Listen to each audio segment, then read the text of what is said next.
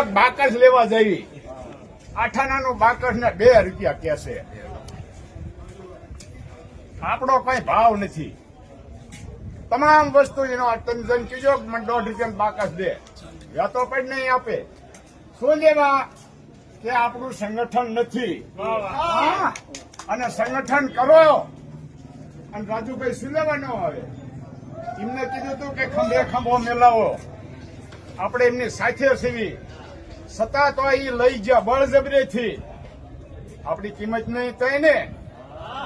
અત્યારે આ યાર્ડનો તાળા મરાણા છે, આવવા દેતા નથી. અહીંયા પબ્લિક બેઠી છે, જાજી બહાર બેઠી છે, તો અહીંયાથી નીવડાને લોકઅપ કરે છે. શું કારણે? દરવાજા ઉંબળીને નાખી દેવા પડે. યાર્ડ છે આપણા બાપનું, ખેડૂતનું છે. ખેડૂત રાત દી મહેનત કરે, કાળી કમાણી કરે છે, અને આવડા લોકોનું ખૂટડાઓનું પેટ ભરે છે. ખૂટડા ખાઈ મેદાને આમ તો આવા થયા છે ઢીંગા જેવા. બોલો ભારત માતા કી.